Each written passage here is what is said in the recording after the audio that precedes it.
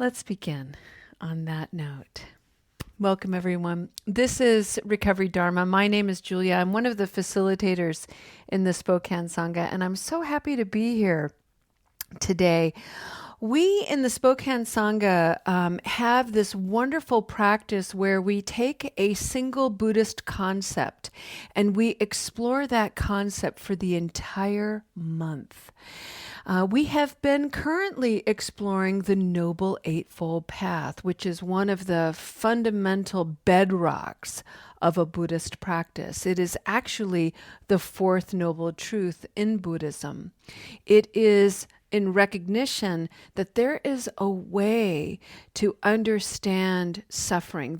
And suffering means all the ways that we are bothered and annoyed and uncomfortable and disappointed and frustrated and angry and anxious. There's a way to understand it enough where we don't react, we don't engage with life in harmful, unskillful, and immature ways. And we can understand it so well that we can actually feel into the disappointment, the discomfort in such a way that we slowly begin to transform it.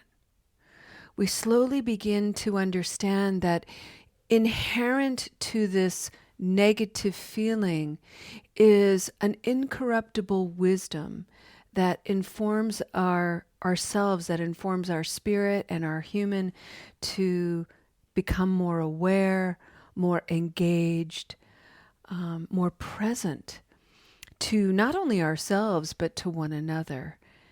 And that's a beautiful thing. That's a way of ending it. That's a way of taking care of it. There's a line that I wrote in the Sate Seva book that I really love, and it says to be with suffering is to heal suffering. And that's what we're endeavoring to do today, to be with ourselves exactly as we are and to employ the Noble Eightfold Path, these nuggets of wisdom, these signposts that guide us toward understanding. For the month of July, we've been exploring the second half of these 8 noble aspects. And in the traditional sense, those 8 noble aspects, the last 4 anyway, are wise effort. To understand ourselves, we have to cultivate wise effort. And with that wise effort, we gain access to wise livelihood. This is how we live our lives. It's not just about what we do for a living and how we earn money. It's our whole life. And to support that, we have wise mindfulness and finally, wise concentration.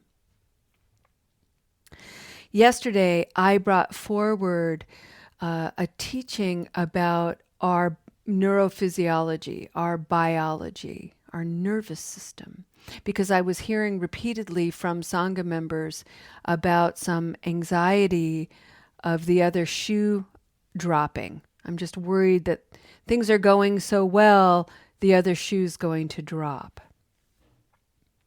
And that's a nervous system response. And it's normal to have that response. And one of the ways to understand why we have that anxiety, why we have those arisings, is to understand ourselves, our nervous system, what's happening. So yesterday I spent quite a bit of time going through that. The sympathetic nervous system versus the parasympathetic nervous system. The sympathetic nervous system is defined by the warning system in our body. Alarm. What's happening? Am I okay? Followed by resistance. Oh no. Oh no, what's going to happen? I'm not sure I understand what's going on. What if, what if, what if? This can't be happening. I don't want this to happen. I'm not going to look. Resistance. And then finally, the third aspect of this sympathetic nervous system is exhaustion. I might as well give up. Nothing's going to get better. I have this craving. It's overwhelming. I'm a piece of shit. I might as well answer this craving and temporarily feel better. That's exhaustion. And it happens. It's part of our nervous system. And in some ways, we can't control it. When we are in an alarm state, bracing, that there's something involuntary within us that's preparing, that's bracing, that's getting ready. And you can't think your way out of it. You can't feel your way out of it. You have to observe it. But that, just because we can't necessarily control it, doesn't mean we can't do anything. It doesn't mean there's nothing to be done. The power of awareness is profound. So just being aware, wow, I'm having an alert response in my body and it doesn't feel good. That is a game changer. That awareness right there is the difference between pausing and saying, wow, would you look at this? Wait a minute. Whoa, let me take a deep breath here.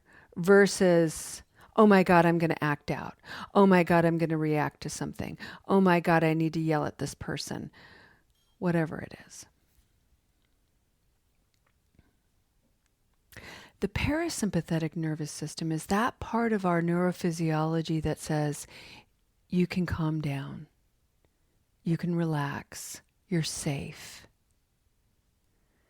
You can put down the overwhelm. You're okay. And we gain access to this by breathing. That's the first thing. But it's sometimes easier said than done. And so I find that with my parasympathetic nervous system, after a big arising, after a big upheaval in my mind and body, not only do I need to take some time to breathe, I also need to take some time to talk to myself gently. And I need to come around and look at my surroundings, just to give myself perspective. So for instance, I mentioned this yesterday. There's a fire that's miles away from my farm. I'm not in harm's way. But I could be, because it's fire season and I live in a high desert and fire is a big deal around here. And I spend a lot of time now stewarding my land, taking care of preventing fire. When this fire started on Wednesday, it was 1,500 acres. It's now over 5,000 acres. And it's scary. I can smell it. I can see the smoke. It's no fun to live in that situation. And it was 2:00 in the morning and I got this big whiff of fire and I immediately woke up and I immediately got out of bed and I immediately looked at my property. I could not have stopped that jolt if I had tried. So I just went with it. And I needed to look around and give myself that reassurance. So that's when I talked to myself, Julia, darling, wow, fire is scary. And that fire is miles and miles away. And your property is not on fire and you are okay. Breathe. And sometimes I have to tell myself that multiple times a day. There's that smell of fire again. Julia, you're okay. The other shoe dropping, things are going so well. Here's the funny thing about our habit energy is there's something within us that is wired for alertness, to be on guard. Historically, this is what allowed the human race to continue. We were constantly looking for threats to avoid them, to fight them, and so forth. So to be on alert, to be on guard is a survival mechanism, and it's powerful and wonderful. However, because we have lived in that state for so long. I'm not talking about just your life. I'm talking about your parents, their parents, and so on and so forth. That has been passed down to your DNA. So there's something alarmed in our bodies, always on alert. That when things are calm and peaceful, we don't trust it. We don't feel safe. It's suspicious. Everything's okay, but, everything could change on a dime and the other shoe could drop.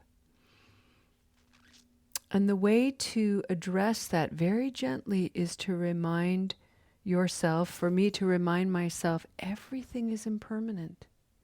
Yes, the other shoe could drop. In fact, the other shoe will. But that doesn't mean it's going to be a catastrophe. It simply means change.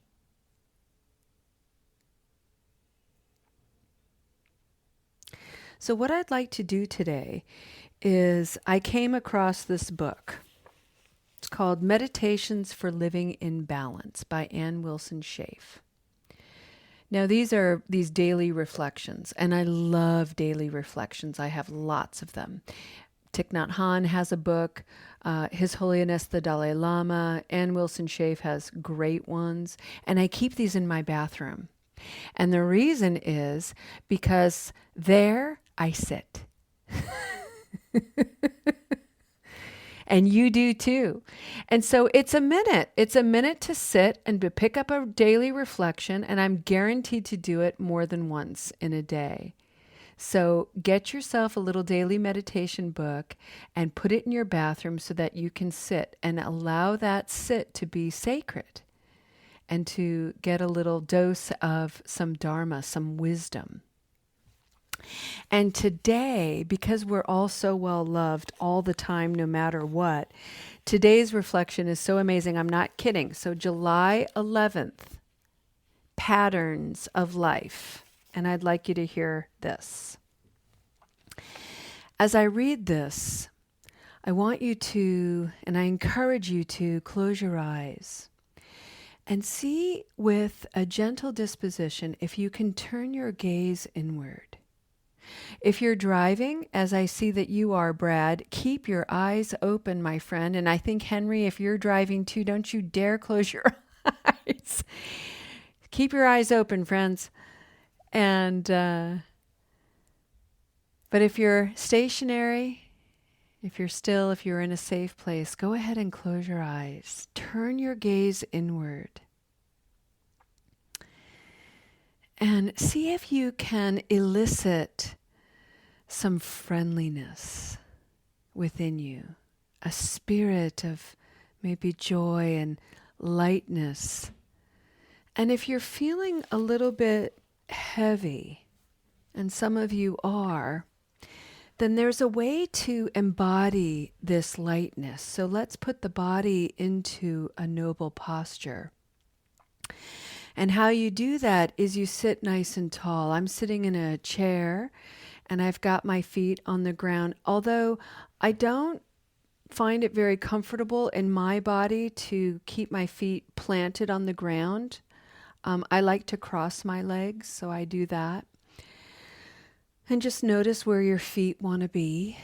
My hands are resting in my lap. My fingers are interlaced and my thumbs are touching. And I'm resting this at the base of my belly and navel. My shoulders, I'm going to roll them up toward my ears and I'm going to roll them back. And I'm going to just really stretch my back a little bit. Allow my shoulder blades to come together and open my heart. And with a lifted heart, I'm going to keep my heart nice and open.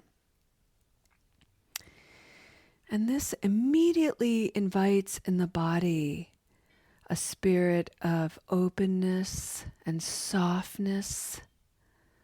Allow the belly to be nice and soft. Allow your spine to be really straight. And take a couple of deep breaths. Notice the expression on your face and Maybe you aren't aware, but maybe you've been wearing a frown on your face. And so move your eyebrows, move your muscles around your mouth. Open your mouth wide. Exaggerate a smile. Lift your eyebrows up and down. Squint your eyes. Just activate the muscles in the face. And then allow your face to relax. But see if you can do so with just the slightest smile and the slightest raise in your eyebrows. This will invite a spirit of curiosity and wonder to the face. And then see if by feeling it, you can sense in your mood just a slight elevation. And eventually allow the muscles in your face to return to a relaxed, neutral state. And breathe.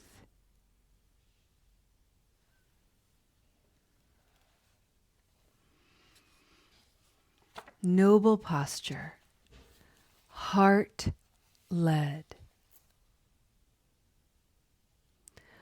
All is pattern and life, but we can't always see the pattern when we're part of it. Golly, that was said by Belva Plain, and isn't that the truth? When the sympathetic nervous system, alarm, resistance, exhaustion, when we're in the thick of it, we actually can't see the pattern of it. And part of the distorting nature of a sympathetic arising is that it feels so real. The anger, the sorrow, the disappointment. And that's not to say it isn't. It could very well be real. That is true. But the next question is always, what else is true? Because there's always more. That's the truth. So even though I might be feeling a strong craving and it feels so overwhelming and I'm a little freaked out and oh my God, what's this all about? I don't know what to do. Or maybe it's a hit of anxiety. Oh my God, the fire smells stronger. Is it getting closer? What am I going to do? It feels so real because it is. But with my own agency and my own practice and my own awareness that says, whoa, whoa, Julia, darling, this is an alarming arising. Breathe. Meet this rather than with resistance and denial. Meet it with presence and awareness. Breathe. Get curious. Ann Wilson Schaaf writes, often we are so busy participating in life that we never step back to look at the larger picture. Even more often, we have set up our lives in such a hectic pace and are so overextended that we are not actually participating in life at all. We are being driven by a life that we have constructed in such a way as to be sure to miss out on what life is really about. No matter who we are or how we live our lives, all of us can benefit from taking some time to stop, back off from the busyness, and perceive our lives from a larger picture. We don't have time, you say. Nonsense. We can take the time. The choice is always ours. We need times when we can disengage for a day, a week, or a month.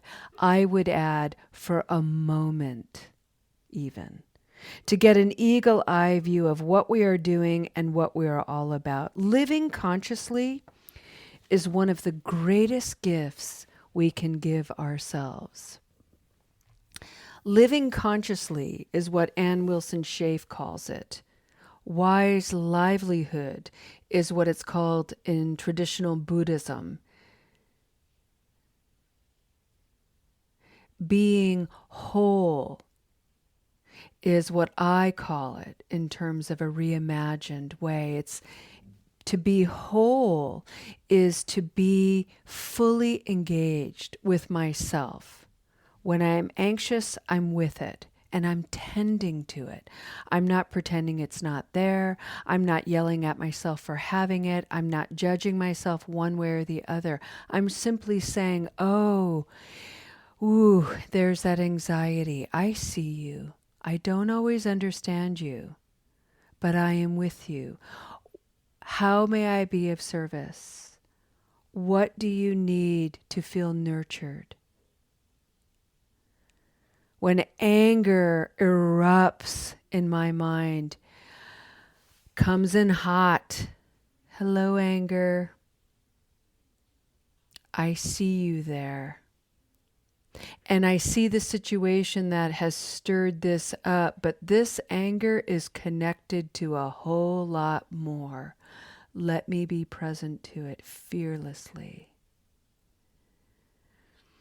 When I'm exhausted, when I've denied myself, hello fatigue, hello empathetic distress, hello exhaustion. How can I replenish the well of my being?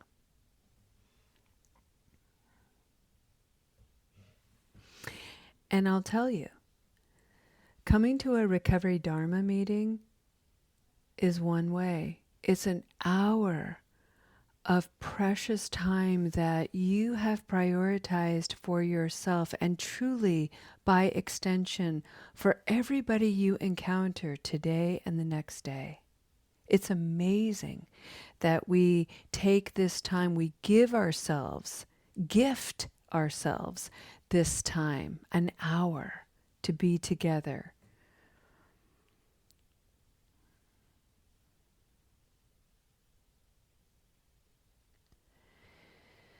And so this is an invitation to savor this time.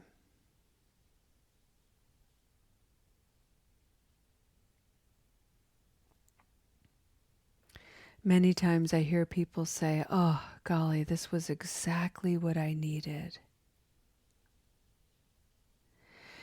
And I would invite you to take that a step further and just really let this time, this resonance, come all the way into your body. See if with that internal gaze, if you can imagine your organs being nurtured by this wisdom, by the presence of all of us together, the warmth that's here, the wisdom that's here, the shared joy, the shared sorrow, the impeccable awareness that is always expressed in this community.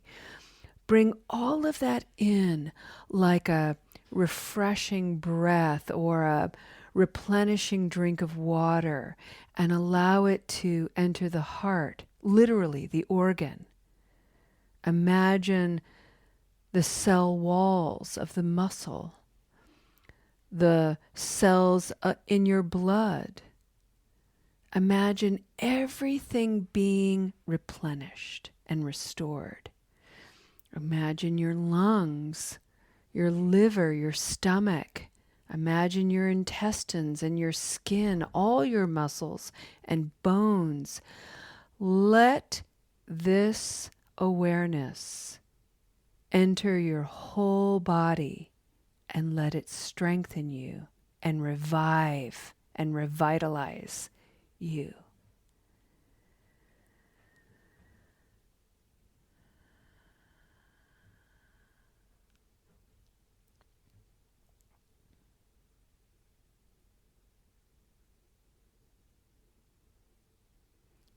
And with a revitalized body, this will enable you to engage a breathing mantra that has served me very, very well. And what I do is whenever I encounter a swirl, something that's really difficult, and I suffer, I'm scared, I'm angry, I'm disappointed, I'm frustrated, I'm confused, I'm all of those very human things. I don't like to feel that way. I'm really uncomfortable. I don't have any clear answers. I want to get out of it right away, but I know I can't. And so what I do is I tell myself, Julia, breathing in, I'm not okay. I just breathe that in and I let that be real. I let that be true. I'm present to it completely. Breathing in, I am not okay.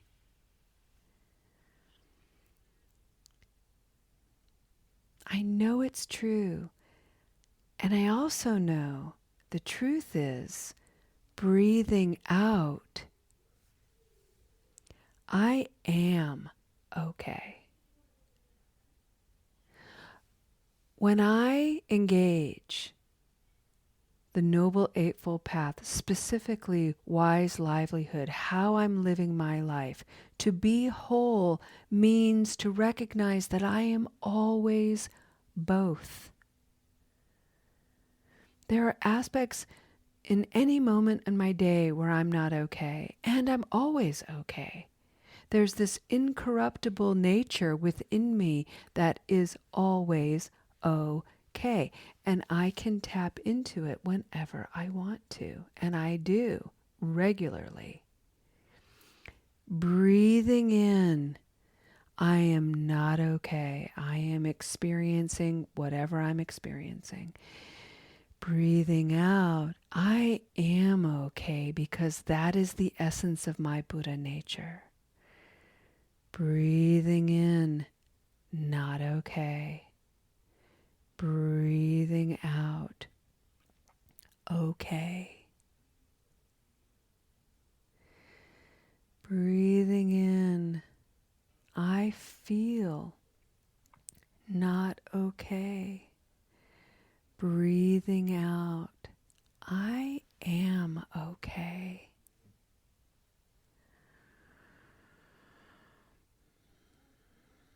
Powerful practice, friends. Let's take a final breath together, and then we'll open up this space for sharing. Breathing in, breathing out. All right.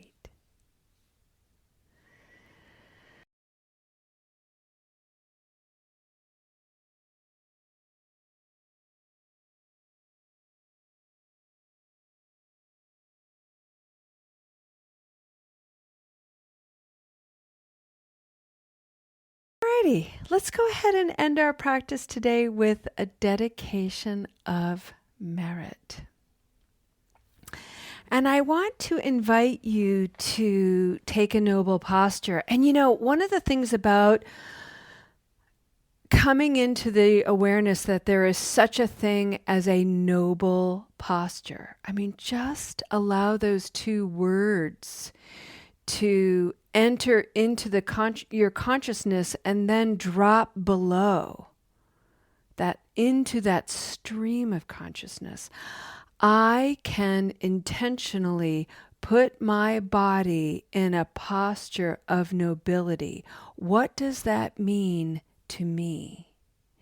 So I'm sitting, I can sit nice and tall, my shoulders rolled back in such a way that my heart is open, my hands are relaxed, my gaze is inward. And I can take a moment to breathe. Noble posture. I'm standing in line at the grocery store. And rather than leaning into my grocery cart or pulling out my phone or whatever, I can stand, feet firmly planted, rooted, centered, grounded, roll the shoulders, lift the heart, noble posture. Look around. What is going on in my world? What am I present to? At any moment in your day, when you afford yourself a moment of awareness, notice your posture and see if you can make those slight shifts in your body to bring a sense of nobility, strength, presence, abundance, security, confidence, just whatever words ring true to you. And then take a deep breath.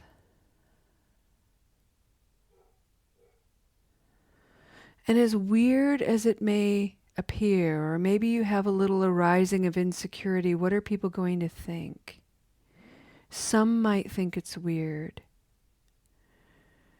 Some might wonder. None of it matters. None of their thoughts are your concern. Your concern is your radiance, which will happen naturally. And what you're going to radiate is well-being, because you're being present to yourself and by extension present to life. And that's what we're dedicating this practice to. Presence to myself, presence to life itself. Indeed, they are one. Thank you for your practice, friends. We'll see you next time. Namaste.